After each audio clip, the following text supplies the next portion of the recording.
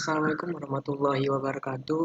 Perkenalkan, nama saya Muhammad Randi, berasal dari jurusan Teknologi Hasil Perikanan, dosen pengajar fisika Bapak Ronald Mangasim Tauruk STMT, dan asisten lab yaitu Bang Fazri Ramadan. Di sini saya akan menjelaskan tentang fluida statics. Jadi fluida itu dalam bahasa Inggris is substance such are liquid or gas that has no rigidity like solid, liquid are distinguished from gas by the presence of a surface as fluid have no rigidity. They fail to supersede and when the fluid is subjected. Maksudnya adalah fluida adalah zat seperti campuran yang tidak memiliki kawan seperti padatan. Cairan ini dibedakan dari gas dengan adanya permukaan-permukaan tertentu. Di sini lapisan fluida bergeser relatif satu sama lainnya. Karakteristik inilah yang membuat fluida mengalir dan mengubah bentuk dari objek padatan yang lebih sedikit dan akan melayang ke atas hingga mencapai permukaan fluida tersebut. Selanjutnya yaitu fluid is considered on elemental area instead of fluid the fluid. Maksudnya di sini adalah area unsur dA di dalam fluida itu di satu sisi ada area yang menekan dan juga sebaliknya.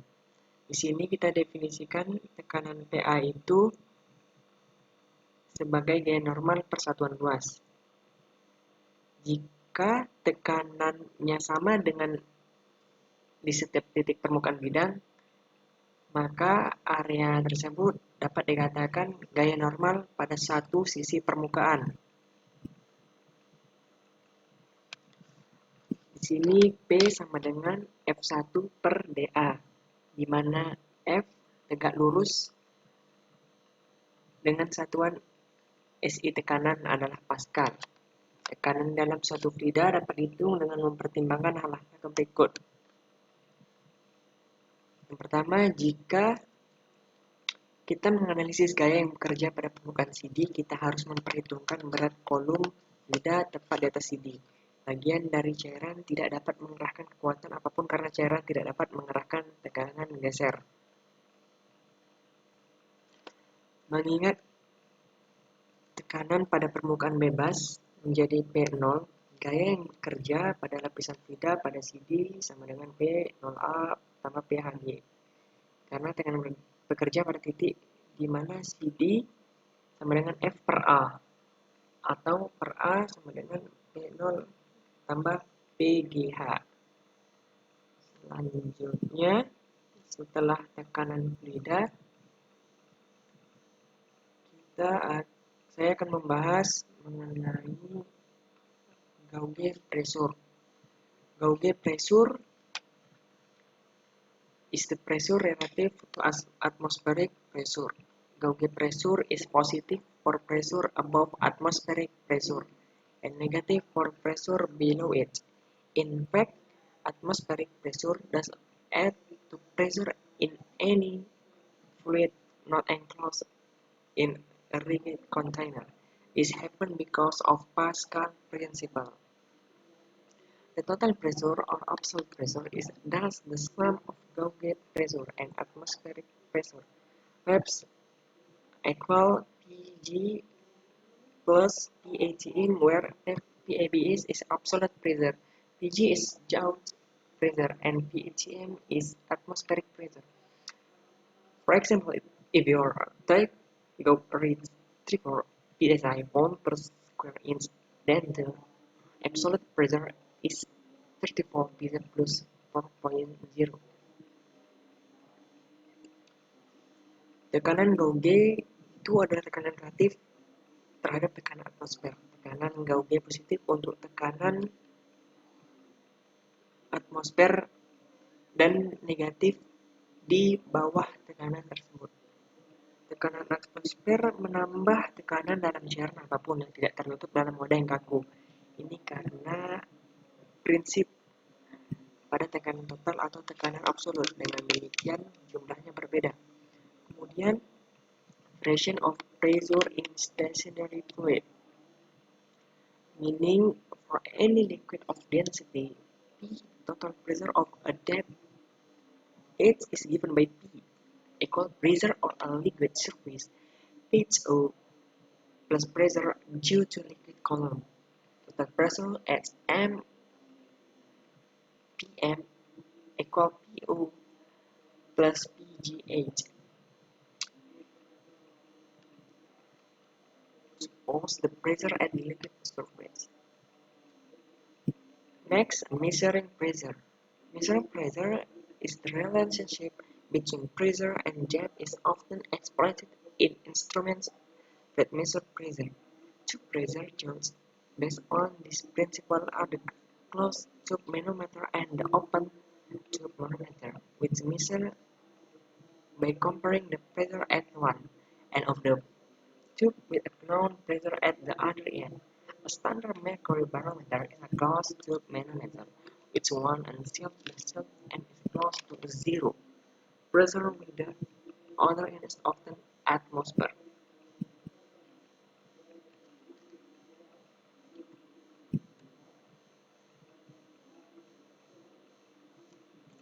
Hubungan antara tekanan dan kedalaman sering dieksploitasi dalam instrumen yang mengukur tekanan. Dua pengukur tekanan berdasar prinsip ini adalah manometer tabung tertutup dan manometer tabung terbuka,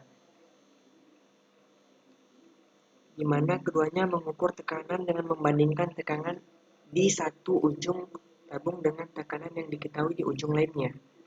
Barometer merkuri standar adalah manometer tabung tertutup, sedangkan satu yang lagi yang disegel. Kemudian, jika di ujung yang ditutup berada pada tekanan 0, maka tinggi kolom sebanding dengan tekanan yang ada di ujung lainnya.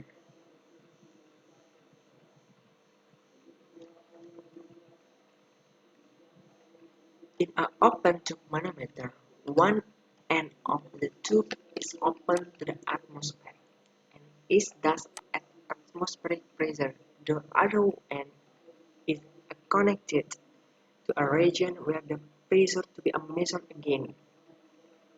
It means a fluid can be supported in the tube with the height of the column being proportional to the pressure difference. The actual pressure is known by the absolute pressure.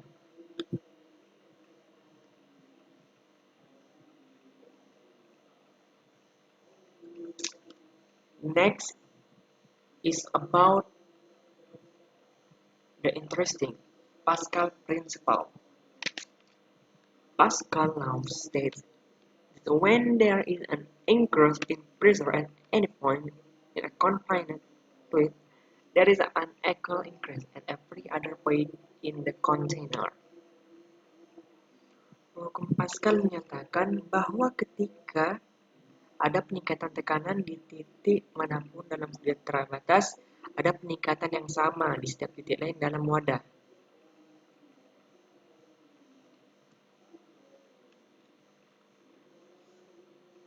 Pascal principle, an experimentally verified fact, is what makes pressure so important in a fluid, since a change in a pressure is transmitted and diminished in an enclosed fluid.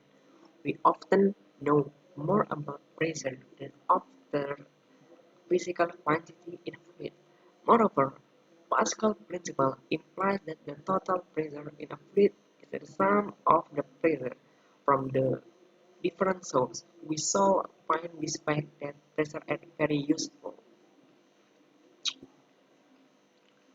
He started to teach himself geometry despite this early deprivation.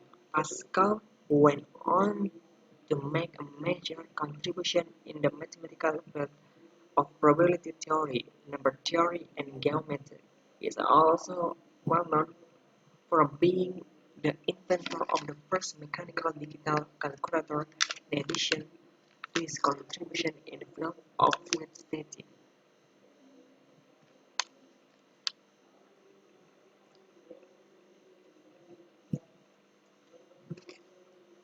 Prinsip Pascal diverifikasi secara eksperimental.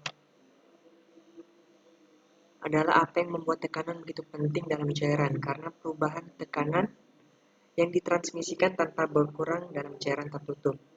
Kita sering tahu lebih banyak tekanan daripada jumlah fisik lainnya dalam cairan. Selain itu, prinsip Pascal menyiratkan bahwa tekanan total dalam suatu fluida adalah jumlah tekanan dari berbagai sumbernya.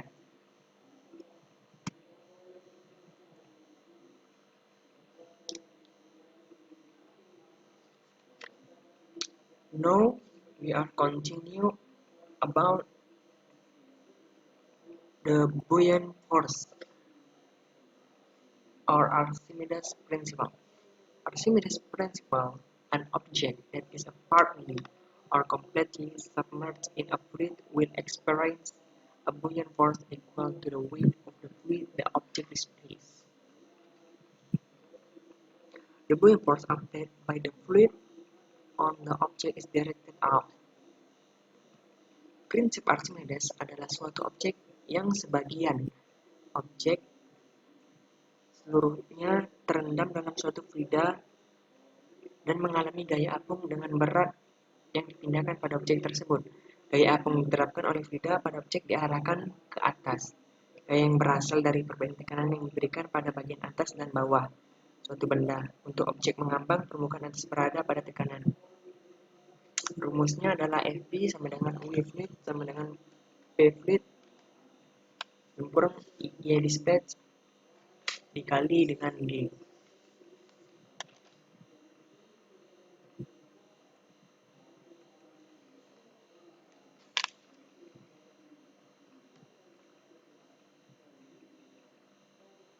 Selanjutnya contoh dari buoyant force.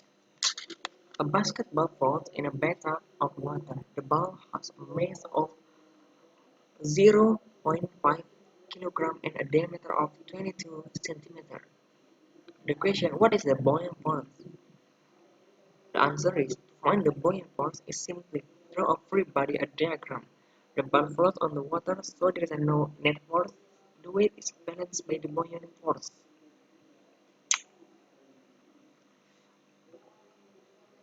Maksud dari gaya apung apa itu? Untuk menentukan gaya apung, cukup kita menggambarkan diagram benda bebasnya. Bola mengapung di atas air sehingga tidak ada gaya total, berat diimbangi oleh gaya apung. Jadi rumusnya itu Fb sama dengan atau Mg sama dengan 0,5 dikali 9,8 yang menghasilkan 4,9 Newton. Untuk soal yang bagian A. Kemudian contoh yang berikutnya adalah B. What is the volume of water displayed by the ball? The answer is, by Archimedes' principle, the buoyant force is equal to the weight of a fluid displayed. The weight is the mass times G, and the mass is the density times the volume. So the principle Fb sama dengan weight per fluid displayed degree, and then the volume displayed is simply F sama Fb and the result.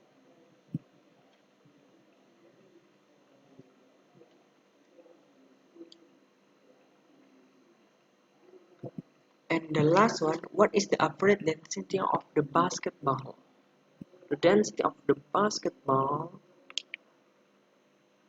is determined the volume is given by a density is just the mass divided by this volume. So Pm per F ball, the result 89.6 kg per meter cubic. Another way to find density is to use the volume of displayed fluid for a floating object, the weight. The cancelling out a factor of a G is. So the density is the basketball is much less dense the water because it's filled with an object. It will sink with the larger than the fluids. Maybe that's all for me. Sorry for my mistake. If any problem, I so sorry for everyone watch this video. Wabillahi taufiq wal hidayah. Wassalamualaikum warahmatullahi wabarakatuh.